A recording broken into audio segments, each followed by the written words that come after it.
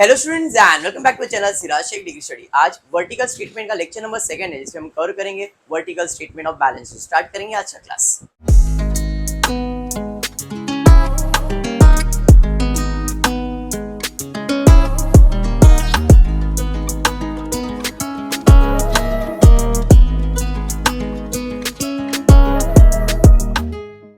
करें in the previous class मैंने आपको बैलेंस शीट कैसे बनाते हैं उसका एक्सप्लेनेशन दिया है और बाय हार्ट करवा दिया है। Sources of fund, application of fund, कितने जरिए पैसे आने के, दो, खुद का पैसा, पराया पैसा, ओन फंड, बोरोड फंड। पैसा जाएगा तीन जगह पे, fix asset, investment, working capital. Working capital के अंदर क्या आता है? Current assets and current liabilities. बराबर है।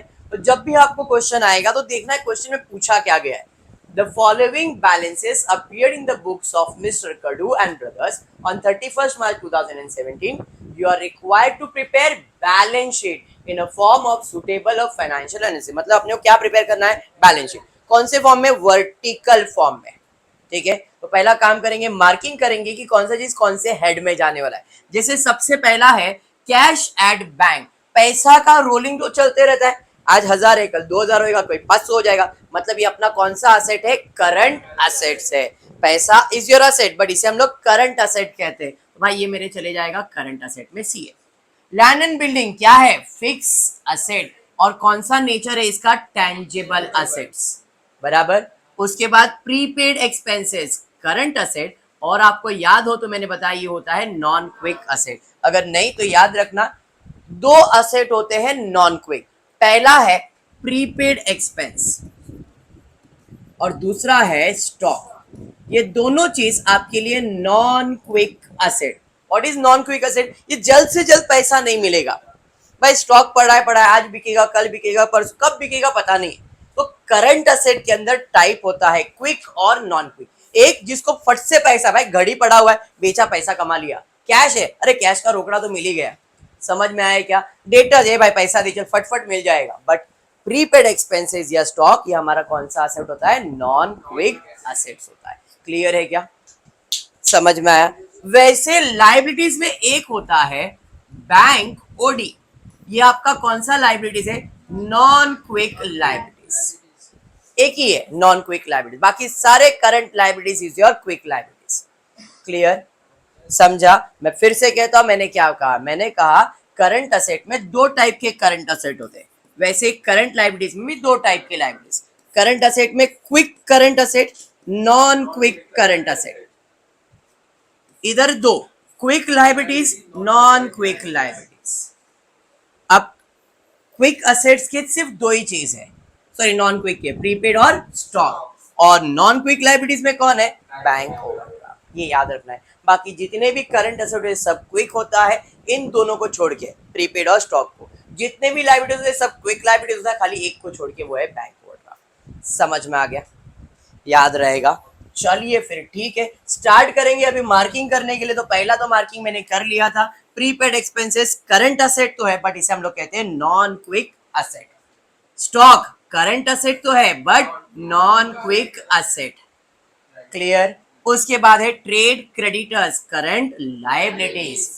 General reserve, reserves and surplus जाता है ओनर्स फंड में। Debtors current asset. Preliminary expenses इसे कहते हैं miscellaneous expenses. Plant and machinery fix asset और टेंजिबल भी होता है। Term loan from bank, bank से लोन लिया, बैंक से लोन लिया मतलब बोरोड फंड हो गया। खुद का पैसा है क्या? नहीं, पराया पैसा है, borrowed fund. Bank overdraft current liabilities, लेकिन अभी बताया था नॉन क्विक लायबिलिटीज। कैपिटल तो भाई कैपिटल है शेयर होल्डर फंड, यानी कि खुद का पैसा, ओन फंड। उसके बाद है profit and loss credit balance, reserves and surplus, किधर जाएगा? ओन फंड में। Marketable investment, very important, marketable investment. Marketable मतलब इसे अपन रेगुलरली इन्वेस्ट कर रहे हैं, हर 2 महीने में इन्वेस्टमेंट। जैसे स्टॉक ट्रेडिंग कर रहा हूं मैं, आज किया, कल किया, वापस, तो ये इन्वेस्टमेंट है, पैसा लग रहा है। मतलब ये ट्रेडिंग इन्वेस्टमेंट जैसा होता है। और ट्रेडिंग इन्वेस्टमेंट का अपन कहते हैं करंट असेट, क्योंकि इसका पैसा बदलते रहने वाला है रेगुलरली। एक होता है फिक्स इन्वेस्टमेंट। फिक्स इन्वेस्टमेंट मतलब इन्वेस्टमेंट करके छोड़ दिया, उस पे ब्याज जमा होते जा रहा है, तो वो इन्वेस्टमेंट होता है। Fix asset, investment, working capital. तो जो इन्वेस्टमेंट है वो कौन सा इन्वेस्टमेंट है? फिक्स वाला। और ये जो इन्वेस्टमेंट है फ्लक्चुएट हो रहा है, बदलने वाला है, इसलिए नाम लिखा है यहाँ पे मार्केटेबल इन्वेस्टमेंट। और मार्केटेबल इन्वेस्टमेंट क्या होता है? Current asset. उसके बाद advance payment of tax, current liabilities. समझ में आया क्या? उसके बाद प्रोविजन फॉर टैक्स। अच्छा, इधर एडवांस पेमेंट कर दिया है, मतलब ये आपका क्या बन जाएगा? Current asset. और ये आपका क्या बन जाएगा? Current liability. Advance payment of tax, payment is done, asset. Provision for tax, liability, पैसा बाजू में निकाल रखा है, देना है, लायबिलिटीज दे चुके हो तो आपका असेट है। समझ में आ गया? Marking done. अब खाली प्रेजेंटेशन देने का है। पहला सोर्सेज ऑफ फंड, फिर application of fund. Sources of fund में हेडिंग पहला डालना पड़ेगा, first heading, heading number 1, sources of fund. Sources of fund में क्या आने वाला है? सोर्सेज ऑफ फंड में आने वाला है ए, खुद का पैसा, ओन फंड। ओन फंड के अंदर दो चीज होता है, पहला होता है शेयर होल्डर फंड, दूसरा रिजर्व्स एंड सरप्लस, और तीसरा मिसलेनियस एक्सपेंसेस। याद है ना फॉर्मेट? ओनर फंड के अंदर तीन चीज आएगा, share holder fund, reserves and surplus, miscellaneous expenses. Share holder fund, reserve surplus, miscellaneous fund. तो भाई यहाँ पे पहला शेयर होल्डर फंड, एसएफ वाले चेक करो, SF share holder fund, share holder fund एक ही है। कैपिटल, तो यहाँ पे आ जाएगा कैपिटल। कितना कैपिटल है? 80,000। सेकेंड कॉलम में लिखा मैंने 80,000। समझा? ऐड करूंगा मैं इसमें रिजर्व्स एंड सरप्लस। देखो आर एंड एस वाले कोई दिख रहा है क्या? रिजर्व, हाँ भाई एक दिख गया, और इधर दिख गया, दो दिख गया। तो रिजर्व्स एंड सरप्लस के अंदर दो अमाउंट है, एक है जनरल रिजर्व। कितना भाई जनरल रिजर्व का अमाउंट? 14,000। उसके अलावा अपने पास है प्रॉफिट एंड लॉस। कितना है प्रॉफिट एंड लॉस? 16,000। टोटल ले लेंगे, क्या बात है, वेरी गुड, 30,000। आप सबको कैलकुलेटर अलाउड है अगर मालूम है तो, बराबर। और उसके लिए अपने को खरीद के लाना भी पड़ता है। साइली अंडा है क्या? Very good. Reserve and surplus आ गया, माइनस करूंगा मैं इसके अंदर क्या? Miscellaneous expenses. है क्या? हाँ जी है, प्रिलिमिनरी एक्सपेंसेस। ब्रैकेट में लिख देता हूं प्रिलिमिनरी एक्सपेंसेस। कितना है? 3,000। प्रोडक्ट क्लियर यहां तक? अब जब मैं तीनों को एडलेस करूंगा केतन, तो अपने को क्या मिलने वाला है? अपने को मिलने वाला है total of own fund. By total own fund, total of कैसे मिलेगा? 80 में 30 ऐड करोगे तो 1,10,000। 1,10,000 में 3,000 माइनस करोगे 1,07,000, बराबर है 7,000 कि 8,000? पक्का? 1,07,000। 1,07,000। Any doubt till here? आ गया लास्ट कॉलम में अमाउंट। पैसा दो जगह से आएगा, एक सोर्सेज ऑफ फंड के अंदर ओन फंड आ गया, और हेडिंग नंबर बी क्या आएगा? Very good, borrowed fund. Borrowed fund मतलब बीएफ को ढूंढने गया, तो साइली बीएफ भेजता है क्या? देखो प्रतीक्षा को, हाँ मिल गया, प्रतीक्षा रे, प्राजक्ता। टर्म लोन कितना है? 35,000। भाई एक ही है टर्म लोन। कितना भाई टर्म लोन? डायरेक्टली लिख देता हूँ 35,000। सिंगल आदमी है, क्या है, किधर भी एडजस्ट कर लेगा। हो गया टोटल, प्रणव बराबर है। जब दोनों को ऐड करूंगा तो मुझे जो आंसर आएगा वो सोर्सेज ऑफ फंड होगा, बट उसका नामकरण अपन ने चेंज किया है। क्या लिखा है? Capital employed. कितना आएगा? क्या बात है, वेरी गुड, एक काम हो गया। This is your liability side. अब तक हम लाइबिलिटीज और असेट देखते थे, बट लाइबिलिटी साइड का प्रेजेंटेशन क्या हुआ, कैसे हुआ, समझ में आ गया? पक्का। अब जाते असेट की तरफ। भाई लायबिलिटीज हो गया, असेट में हेडिंग डालना पड़ेगा, हेडिंग नंबर 2। क्या कहते हैं इसे? Application of fund. Sources of fund, application. Application में सबसे पहला क्या आने वाला है? एप्लीकेशन में सबसे पहला आने वाला है ए, फिक्स असेट। अब फिक्स असेट में एफए वाले सब टैंजेबल इंटैंजेबल लिखने की जरूरत नहीं है यहाँ पे, बिकॉज दो असेट दिया, दोनों टैंजेबल है, तो हेडिंग दिखाने की जरूरत नहीं है। यहाँ पे फिक्स असेट में पहला है लैंड एंड बिल्डिंग, बराबर। लैंड एंड बिल्डिंग कितना भाई? लैंड एंड बिल्डिंग का अमाउंट 40,000। उसके अलावा F A plant and machinery, समझ में आ रहा है? आज का कितना है? 35,000। अच्छा 52, भड़कने का नहीं भाई, इंसान है, इंसान से गलती होती रहती है। 52,000 प्रणव बराबर है कि नहीं? प्रणव अब क्या करेंगे भाई? इसका टोटल लेना पड़ेगा। चलिए भैया इसका टोटल ले लेते हैं। अच्छा वेरी गुड क्वेश्चन। ये बोल रहा है कि जो भी प्लांट एंड मशीनरी या लैंड उसमें से डेप्रिसिएशन माइनस कर दिया। अच्छी बात है, कर दिया। हमको करने की जरूरत है क्या? नहीं। अगर नहीं दिया रहता और कहीं पे डेप्रिसिएशन दिया रहता तो हम वो डेप्रिसिएशन माइनस करते।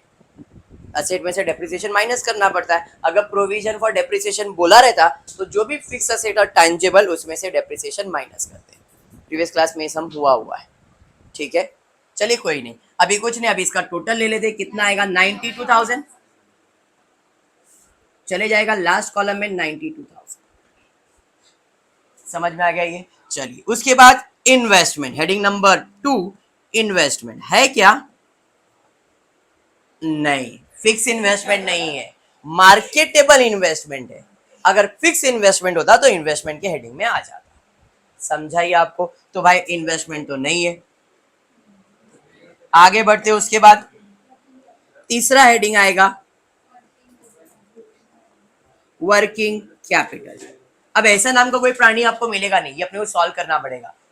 वर्किंग कैपिटल का मतलब है current asset minus current liability. तो इधर हेडिंग में डालना पड़ेगा सबसे पहला करंट असेट।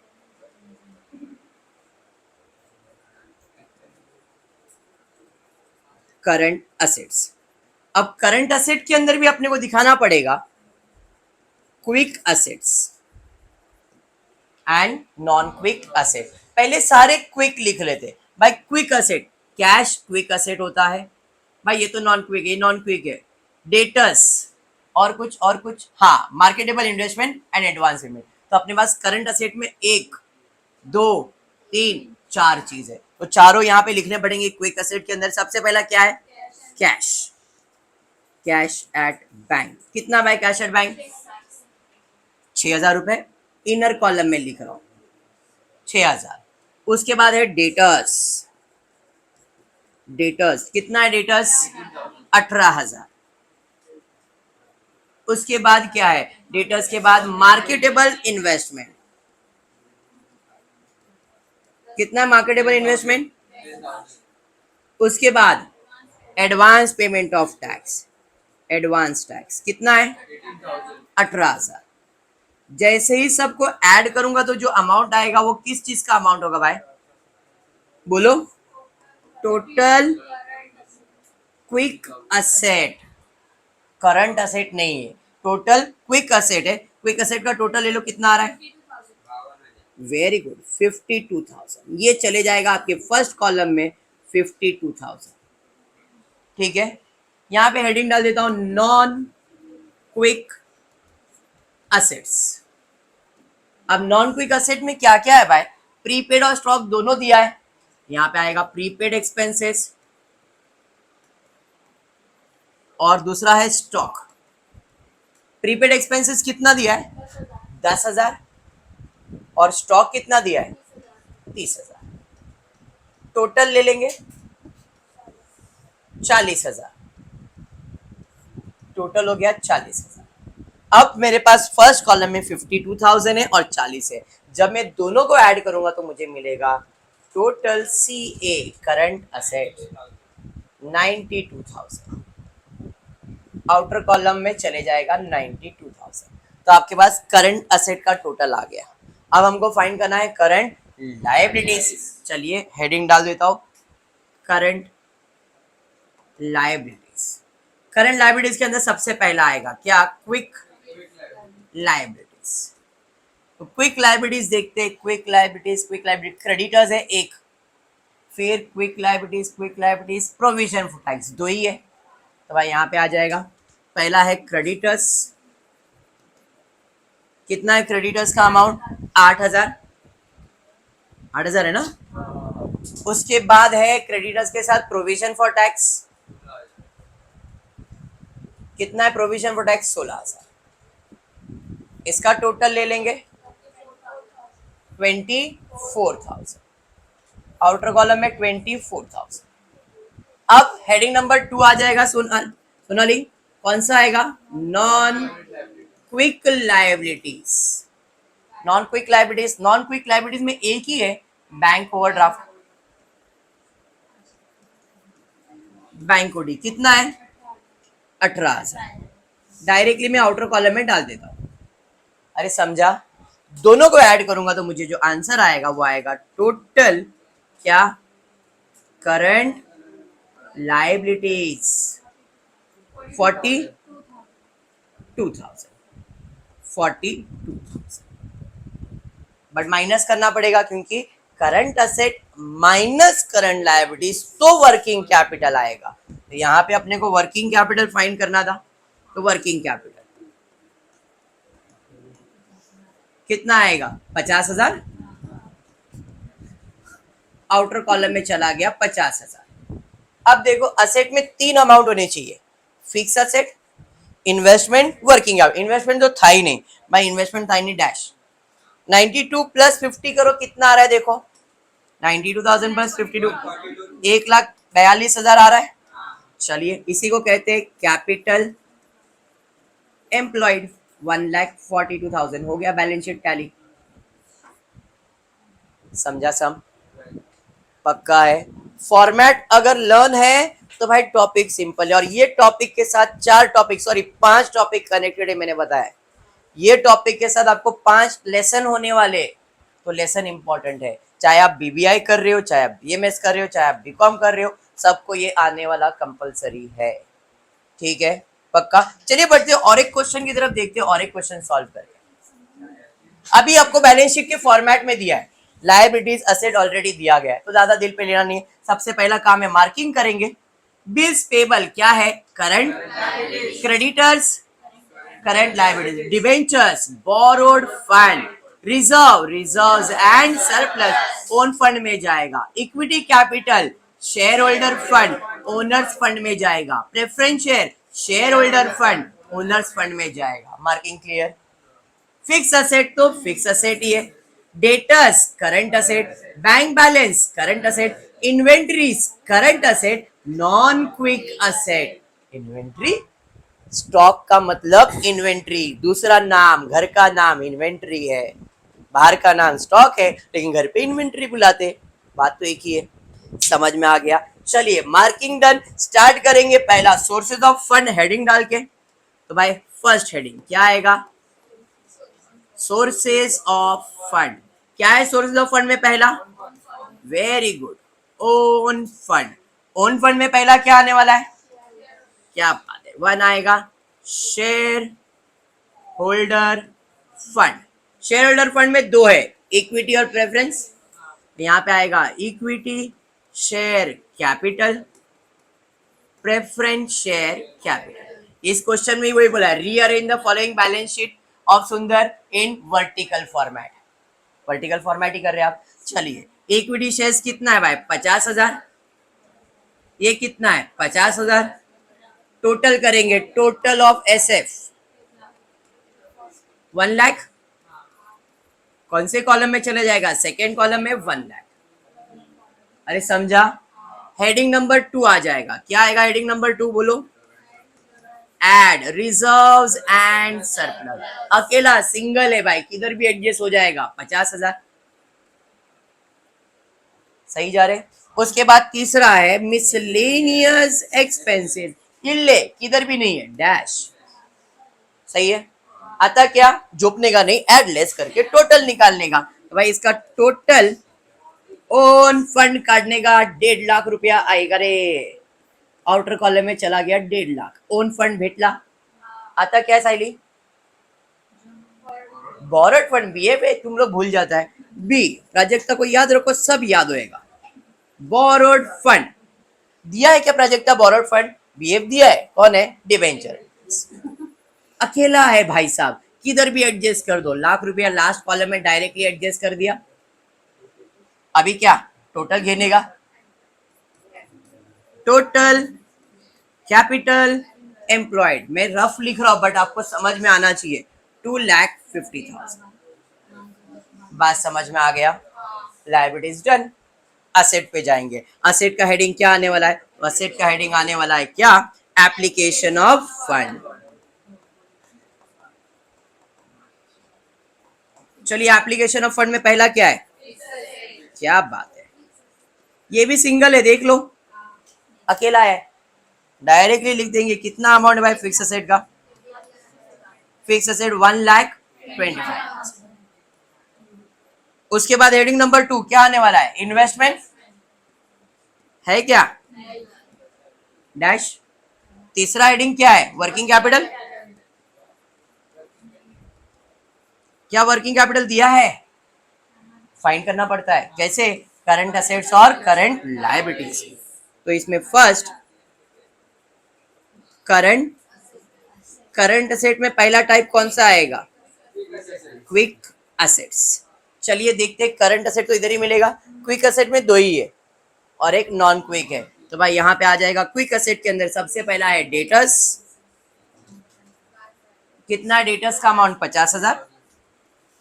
उसके बाद बैंक बैलेंस।